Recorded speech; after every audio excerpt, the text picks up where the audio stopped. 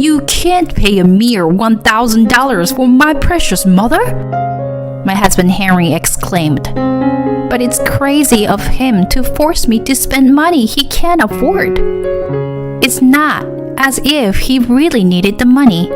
He just wanted to buy a luxury brand handbag for his beloved mom." "Huh? I don't have that kind of money," I spoke up and kept my ground. Then I prepared the next words I say to my husband. I will reveal something about my mother-in-law that he doesn't know. I am Lily, 27 years old. I am a housewife who lives with my husband Henry and my mother-in-law. Until recently, Henry and I worked together as bookstore clerks. My mother-in-law started living with us shortly after Henry and I got married. His parents divorced when Henry was in elementary school, and his mother raised him alone. I understand his desire to show filial piety to his mother. So when he asked if she could live in with us, I immediately agreed. However, a big problem arose. Just a week or so ago, Henry was fired from his job. It would be tough to support both Henry and my mother-in-law on my own salary, even temporarily. Just as I was thinking that we had to save money, Henry insisted that I buy my mom a handbag for $2,000. He said that he promised her, so he had to buy it. How could he say that when he was in financial trouble because he had been fired? This is one of Henry's major shortcomings. He announces big gestures that he can't do, and later, when he can't handle it on his own, he panics and relies on others. And that person is usually me. For example, a few months ago, Henry went out for a drink after work with some of his junior colleagues. "Hey Lily, do you have money right now?" Henry's voice on the phone sounded as low as possible. And it hit me. I knew he was secretly trying to contact me. "Are you short on cash?" "Yeah, I am." "You said you would pay for all their drinks again, didn't you?" When I said it, Henry choked up and said something like, "Ugh." I seemed to have hit the nail on the head. I had seen Henry turn pale when he looked in his wallet when he had offered to buy someone else a drink. I was with him at the time, so he took me out of my seat and told me he didn't have enough money and that I had to pay, even though he said he would buy the drinks himself. "Are you telling me to go over there right now and pay?" "No, I'll pay for it. It would be embarrassing if they found out I had to rely on my wife for money." "That's not what I'm asking. I'm asking if you were telling me to go over there right now." I thought I should have told him not to do anything that he thinks is embarrassing, but I refrained from saying so because it would have gotten me nowhere. Henry matters back to me unreliably. "It's 30 minutes by car. If I go back home now, it will take me more than an hour to get there and back, so I might not make it in time. I'll make it up to you later." "Fine. I mean, you'll have to pay me back." I know. I'll pay you back as soon as I get my next paycheck." "So, how much is it?" When I asked, Henry's voice became even quieter. 100. "I can't hear you." 600. 600? I couldn't believe what I was hearing. How could he spend $600 on drinks after work? That's crazy. How did it become like this? I mean, I'm the oldest one here. Of course I have to tell them to drink as much as they want. You wouldn't normally say that if you don't have money. Also, are you going to make me pay for it all?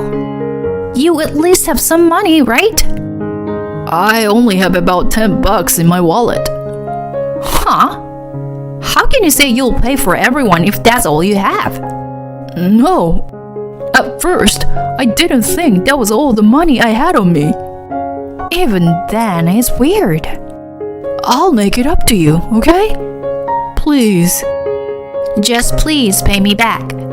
And please don't do this kind of thing in the future. I know. Perhaps, sensing that I was about to give my consent, even if I had no choice, Henry's voice became strained.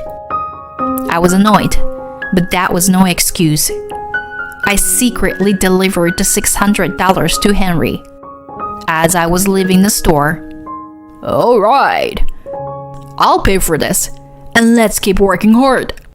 following Henry's words, I heard the man's vigorous replies and thanks. He's so cocky. My fist tightened in frustration. He actually inherited that from his mother. My mother-in-law was also the type of person who took the easy way out and got into trouble later. I realized this when I started living with her. Lily, may I have a word with you? My mother-in-law asked me this on a holiday. Yes, what is it? I have joined a club for adults in their 50s and 60s. I've been asked to be the president. I see. That sounds like a lot of work. Right? My mother-in-law's voice was full of excitement. It's really hard work. I have to make a membership list, prepare for the events we organize, make flyers and other things. I also have to create a blog for the club and update it every day. I had a bad feeling as I listened. So you want me to... Oh yes, I'm not very good with computers, and it's very difficult for me to make flyers and blogs. So, it would be great if you could do it for me. You want me to do everything? This was more than I was expecting. I thought she was asking me to help her, but I didn't expect her to ask me to do all the work. Oh, I'll help you too, but I don't know how to do it. So I have to learn by watching you do it. So I think I'll leave it to you in the beginning. Why would you take on something you can't do? I thought so, but I couldn't say that much to my mother-in-law, who had just moved in with me. So instead I said this. All right, but once you figure out how to do it, then please do it yourself. I have a job, so I don't have much free time. I know. My mother-in-law lowered her voice in disapproval, perhaps because of the spikes in my tone. Then, with a brusque thank you, she turned her back to me. Thus, for some reason, I ended up doing most of the work of the president of the club, in which my mother-in-law participated. Instead of learning how to do it herself, my mother-in-law watched me to do the work once. After that, she would just throw the work away and said, "Well, I have a club meeting, so you take care of the rest," and then leave. After repeating this several times, I had reached the end of my patience. But when I told her I would not do it anymore, she would start crying. "I'm sorry for asking so much, but it's still too difficult for me. And there's no one else who can take on the role of president. If I quit my job as president, it would be bad for everyone, and the club wouldn't be able to go on. It's the only thing I have to look forward to now. And to take that away from me is just too much." Why are you acting so pathetic in this situation? I thought to myself. When Henry sees his mother crying, he couldn't stay silent. "Lily, you mean to tell me even when my mother gets like this? You can do it, so why don't you do it? It's mutual, right?" She's never once helped me, so it's not mutual at all. 1 against 2 is no match for me. There was nothing else I could do, so I had no choice but to continue doing the president's work on my mother-in-law's behalf. Then, there was a birthday incident a few weeks after that exchange. I was still forced to update the blog and create flyers on behalf of my mother-in-law. On top of that, Henry wanted me to buy a $1,000 handbag for his mother. You know how mom cooks great meals. It's a way of saying thank you for that, isn't it? Besides, mom will be 60 years old and her birthday next year. I promised her that I would buy her a $1,000 handbag to celebrate. You promised that, and not me. So you should pay for it. We're a couple, so the promise I made is the promise we made. Even though she's your in-law, she's still a mother to the both of us. That makes no sense. You made a promise, but you're just crying to me because you got fired and can't pay me. You're bringing that up now? I'm still reeling from the shock. He's a pompous, spoiled brat. The reason he was fired was because he was too lazy to actually do anything and just talked about the work he would do. Anyway, you should keep the promise you made. I have my hands full supporting the family, and above all, I put some strength in my voice there. Your mother still owed me money. Huh? Henry's voice suddenly changed. It's as if he was being told something completely unexpected. This is good. I've lent her tons of money. I would never buy someone a gift when they owe me a lot of money. You're talking about a few bucks, right? Or like $100? Either way, it's not that big of a deal. $10,000. What? Henry's eyes went wide, as if he was spoken to in a strange language. That's exactly how I imagined he would react. So, $10,000. That's how much your mother owes me. No way. Well, of course, you'll be surprised by this fact. But it's the truth. As I said this, Henry's head finally started to spin, and the anger on his face began to show. If she owed that much money, Mom would have told me. Don't lie to me. I'm not lying.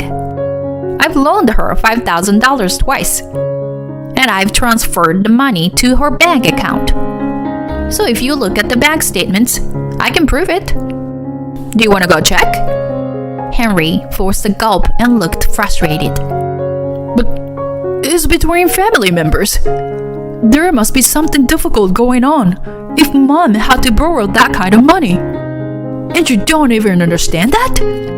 He doesn't get it at all. It's funny, incomprehensible he is getting. But I knew this would happen. I knew why my mother-in-law borrowed money from me. That this case was going to be even more laughable. I knew there must be some secret that she would borrow such a large sum of money from me and not from her son. So I lent her the money and I did my own investigating. Anyway, on top of all this, I'm not going to pay $1,000 for a gift for your mother. And if you think she's in a bad situation, ask her yourself. Fine, I will. Henry shouted and left the room. Now, Henry finally knows his mother's secret. I was filled with a nasty anticipation as I wondered what was going to happen. The reason my mother-in-law gave me when she borrowed money from me was that she was helping people. Lily, you see? I actually know someone who is in need for money. My mother-in-law started out like that. And you know, I really want to help him. But I don't work, and I don't have any money, right? So I'd like you to lend me some money if you can. How much? When I asked, my mother-in-law began to mumble. Well, for now, $5,000. That's a lot of money. Are you sure I'll be paid back? Of course. You may intend to, but what about the other person? Don't worry. He's a solid person. He's very young. He has a job, and he has the ability to pay back the money. She sounded confident, but I wasn't convinced. This person is very young and has a job. My mother-in-law's friend would probably be in their late 50s or 60s. They would not be very young. She must be hiding something. Since I felt that way, I let my mother-in-law the money and began to investigate her surroundings. And this what I found out. Hey, you've got to be kidding me. I heard Henry's voice as he immediately went into my mother-in-law's room. You were going to nightclubs even though you were going to be 60? That's right. The person my mother-in-law wanted to lend money to was not a friend, but a bartender. My mother-in-law had been paying a lot of money to one bartender at a nightclub, that without telling Henry. I followed my mother-in-law into the club, where she told a man in friendly tone, "I have plenty of money, so leave it to me." Moreover, my mother-in-law did not enter the club alone every time. Once every few times, she went in with several women. All of them were of the same age as my mother-in-law. And as I listened closely to what they were saying, I realized that they were members of a club for working adults. The club's activity was to go to nightclubs together. Why the hell is my mom going to a nightclub? Henry kept raising his voice, surprisingly louder than I thought would be possible. I'm her son, and she is flirting with some young guy. How old is that guy? He sounded distraught, as if he had just found out his girlfriend was cheating on him. I was truly disgusted. My mother-in-law explained in a slurred voice, Don't be so angry. I just wanted to spend my few remaining years of life as happily as possible. I put everything about myself on the back burner in order to raise you. Now that you're out of my life, it would be nice to do something I like a little bit. Do you think borrowing $10,000 from your son's wife to do whatever you want is doing something you like a little bit? When I left, both Henry and my mother-in-law looked at me. Lily, you're right. It's crazy to borrow so much money just to go to nightclubs from your son's wife. Henry tried to agree with what I told him before. He was trying to get on my good side, even though he was so condemning of my words earlier. You know, I have something to say to you as well, Henry. You saw me doing all the work for your mother-in-law's club, and you just ignored it.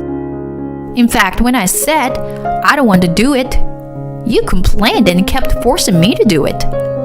And the club activity turned out to be going to nightclubs. So, in a sense, you were telling your mother to go clubbing. Henley's face gradually became distorted. Is it true? His voice trembled as he turned to his mother. She is frozen and a pale face. How do you know that? Henry's voice was hoarse as he said, "Shit," and he glared at his mother with sharp eyes. The club dinner party you were talking about was actually a nightclub outing? You've got to be kidding me. Henry, you have every right to be angry with your mother, but don't you feel bad for me? You should apologize to me properly before blaming her. You coerced me, and your own mother borrowed a lot of money from me to go and pay for clubbing. Henry looked at me annoyed. We can talk about that later. Excuse me? I was angry. So you mean that you don't think what you did to me and what your mother did to me is a big deal? Hey, you're being annoying. I said we can talk about it later.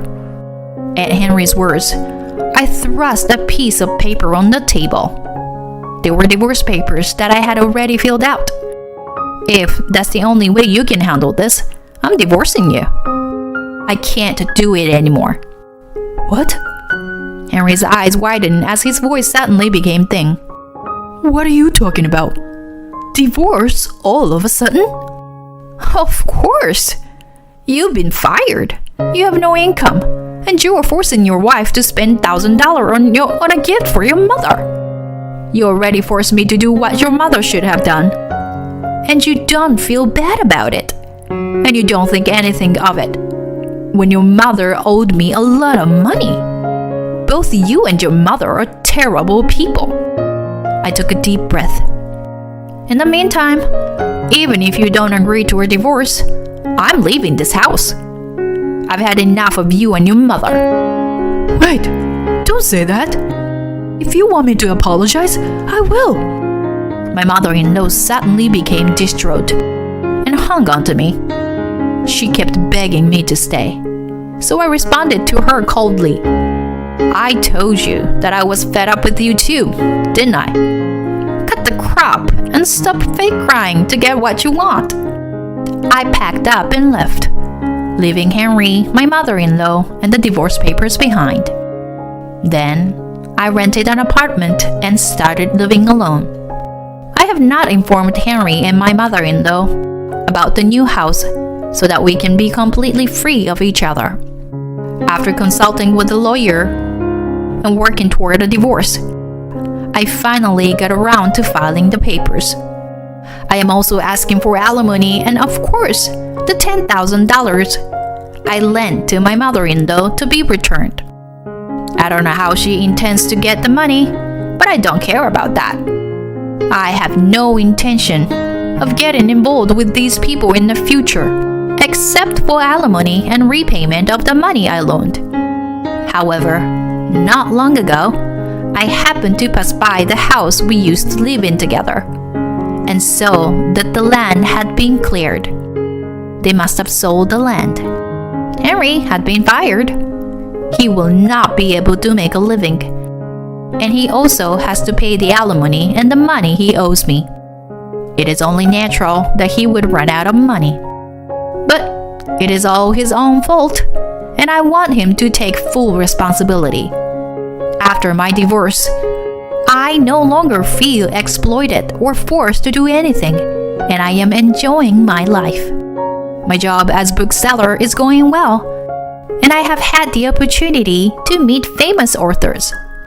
At that time, I happened to mention that I had designed the flyers, and one of the authors asked me if I would be willing to make flyers for a magazine that she would personally publish. I had no idea that I would be able to get close to a famous author thanks to the chores my mother-in-law had forced me to do. I guess you never know what can lead to something good. Of course, that doesn't mean I'm going to forgive Henry and his mother.